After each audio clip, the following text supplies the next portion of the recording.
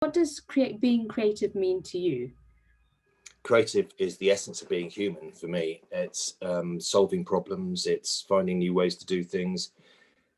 Everything from how on earth I'm going to plan my day to achieve the things that I want to achieve, to how do I rework the design for an operating theatre. Wow. Yeah, so true. And what about you? How do you use it in your everyday life? So I'd like to think about creativity as consisting of 4 superpowers, and I did a book with a couple of friends about this a couple of years ago. And the first one is hacker. So I take things apart. I do it all the time, and it's a bit annoying sometimes. I don't mean take things apart like I take cars apart, because I can't do that bit. But how does something work is what I always ask. The second thing is making. You know, I discovered that actually it's all very well having an essay plan, but until you write it, you don't really know what the essay is going to be.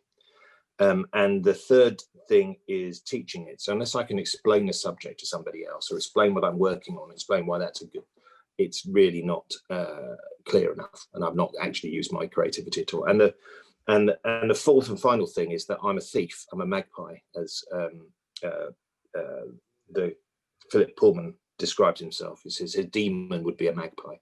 He takes from everywhere all the time, lots of shiny things, lots of things that might be shiny, and I reapply them in different contexts. And I think that is, for me, that's the central thing that we need to get our heads around. We, in business today, we feel very comfortable with hacking.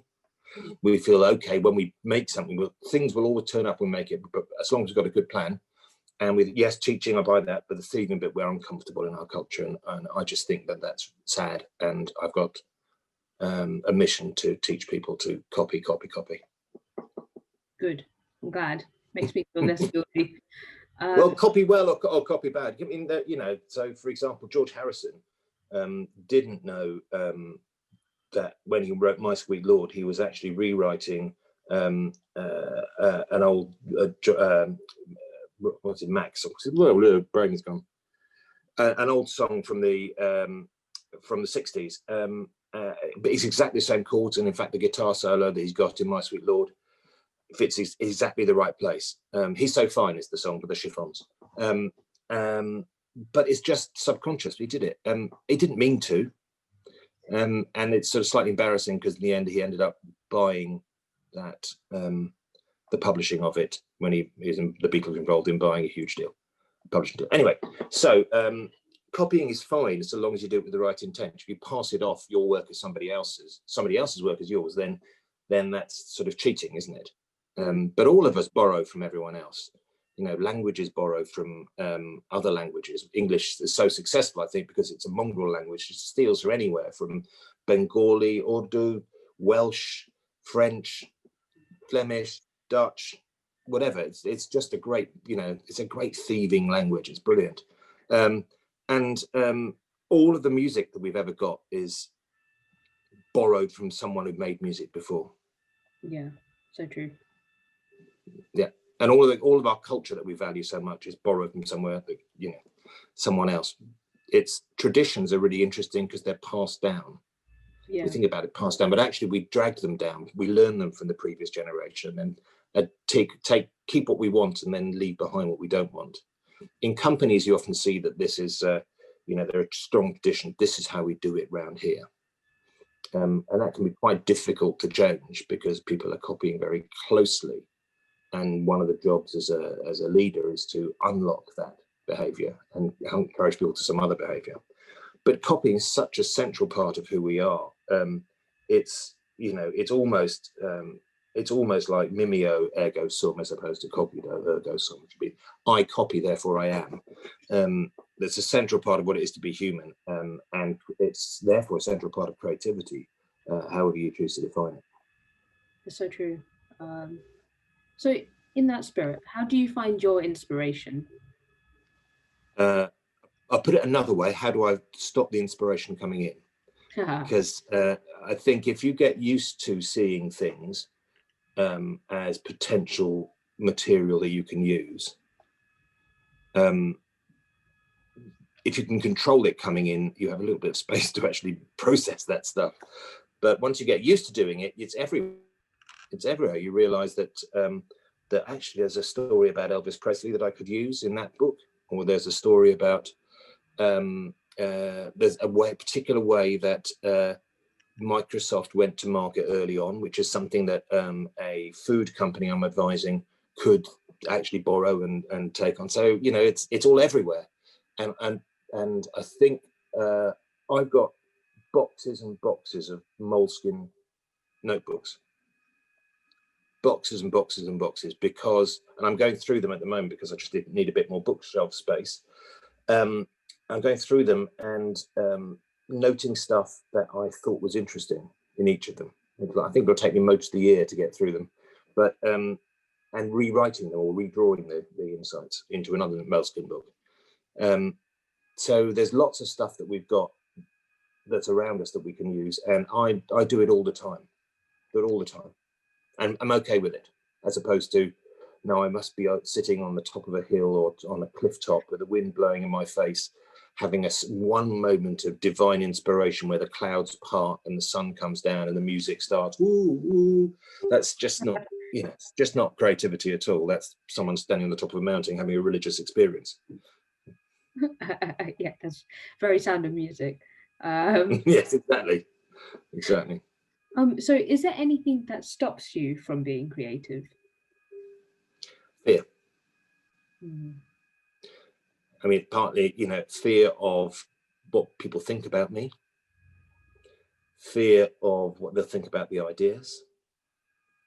And, you know, I'm actually not that, I'm not an extrovert at all. So sometimes engaging people with the, would you like to collaborate with me conversation, or should we try this differently than perhaps it says on the agenda, that I'm nervous about. So those are the things that stop me. Mm. What might other people how they might respond, rather than any particular circumstance. You know, there's always, if you have limited resource, a constraint can really focus your attention. So a lot of people thinking right now, what could I do differently with the small amount of materials that I've got to face the challenge I've got? Or I'm stuck at home, how can I run a global business? Yeah. How do I do that? How do I do that and stay sane? How do I deal with the fact that, you know, I've got clients in Colorado and in Mumbai? How do I make that happen now, given that we used to, you know, when we meet, we go and have tea or coffee or dinner or something, and, you know, spend time together.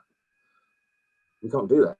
How am I going to do that? And that requires creativity, rather than just and pasting what we do in the olden days of going to an office. So true. God. And actually, wait, so, you know, with your book, Creative Superpowers, Yeah. was there anything you learned from some of your, you know, fellow creatives whilst you were going through that process? So I learned something from all of them. I think this notion of teaching as being really important, I think, is something that I hadn't articulated to myself quite so clearly. It wasn't so, it's on my list of things that was important in creativity. It wasn't one of them, but it turns out it really is when I reflect back on my own experiences, and the generosity of spirit that comes from teaching allows your ideas to go further. Yeah. And it's I think that, you know, that feeling of being part of a chain in a good way, you're just one link in a chain. You give stuff away to people, you teach them stuff. It's amazing what they can do with it, and you're part of their success then as a result. Yeah. So teaching that's important to teaching. I have realized that the making that I do is that I got, until Laura wrote that section, I'd not really thought about the working that I do, the making that I do, as making. You know, because that's writing or talking or, you know, facilitating or whatever. But it is, how do I assemble things? How do I design an experience for, you know, for 120 leaders in an organization, none of whom I'll ever meet? How do I do that? And we've got 90 minutes 4 times over 6 weeks. That's it. How do I do that? And so you have to completely, you have to really, really, really work hard at making a basic version of that in order for you to begin to solve that problem. Otherwise, you just sit there and go, oh, I don't know what to do. Yeah. I don't know what to do at all. That's a hard. So, but you can do it, and your most creative will come out when you've got some kind of resource restriction. Yeah, that's true. That's true. Yeah. Yeah. And it's one of the things, so, in creative writing classes, they often have this, one of the exercises is, okay, write down all the words that you think might be associated with, so tall and leafy and, and write all those words down. Right, now I want you to write 100 words on trees without using any of those words. And it's just a really good trick to restrict your capabilities, so you can really find some new ways to do something. Really clever. Restriction is it's hard. Like now it's really hard. There's no money in businesses. We're all working from home. We're all overstressed. We all spend too much of our time on Zoom. But actually, that could be an opportunity. So true. If you're creative. I agree. And we're doing this, for example. Totally. Yeah. I mean, I think it's a really great initiative of you to do this. No, I really do. I think it's great, because by doing this, you are making something that helps you and other people explore some of the things that you find challenging and interesting. Yeah. I just also hope someone else would also find it useful as well, going through those kind of challenges. So yeah, I agree. I feel like if you can share something, it's much more meaningful. Yeah, absolutely. I mean, it's all very well being, a writer in a garret and nobody ever reading your work, and you sitting there and pouring your soul into your sonnets. But frankly, that's not really creativity. That's being a writer in a garret. You're not really taking anything on. You're not doing anything. It's very selfish, I think. And one of the things about creativity that I've noticed is that it's generous. It helps other people do things differently. It helps other people bring themselves to the table. We as children, and I'm sure you've come across this idea a lot, as children, we mostly find it very easy to play with each other. As adults, it's really hard. So creativity encourages people to, when you're trying to solve a problem, you frame it right, frame the process right, you can really rediscover the joy of playing with other people.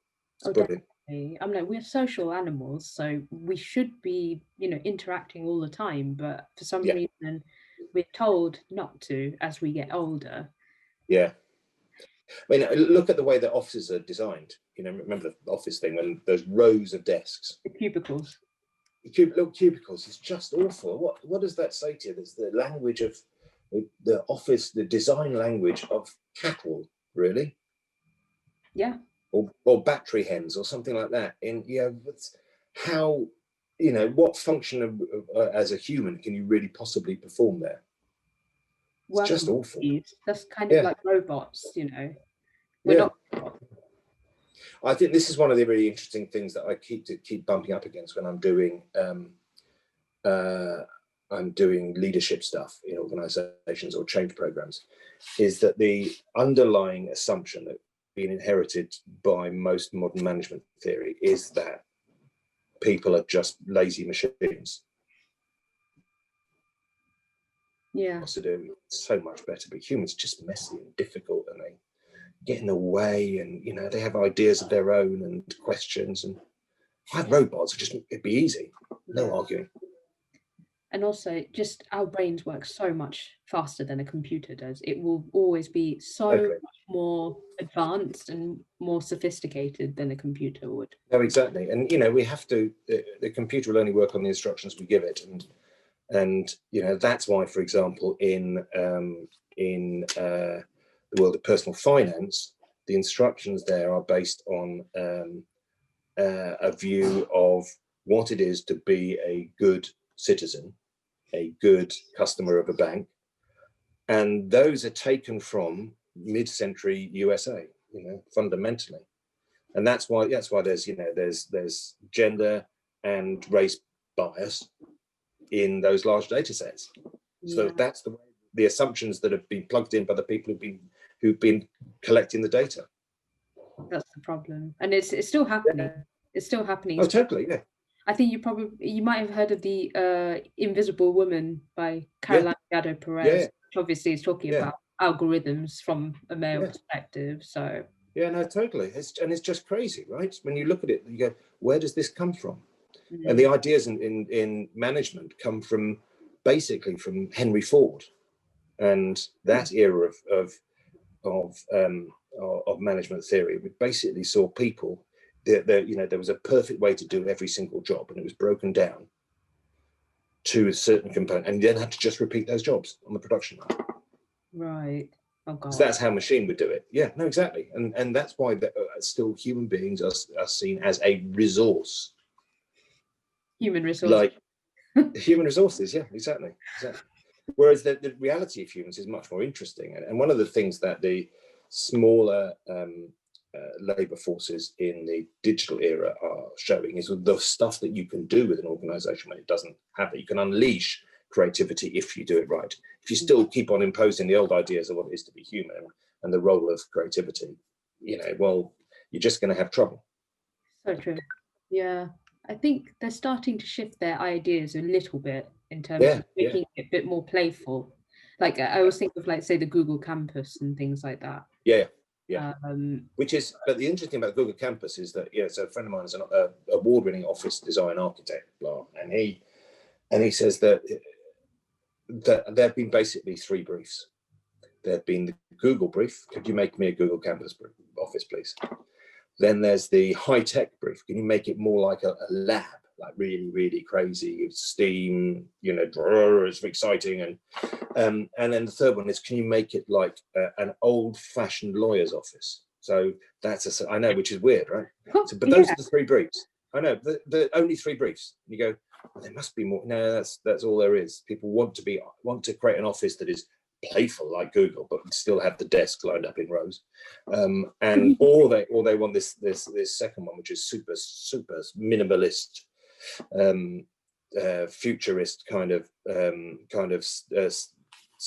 steel and glass and the rest of it, straight lines and metal, and then finally can make something really old-fashioned. The three options. Old-fashioned with a twist, Oh God! So in the end, they just sort of went in the old-fashioned way then.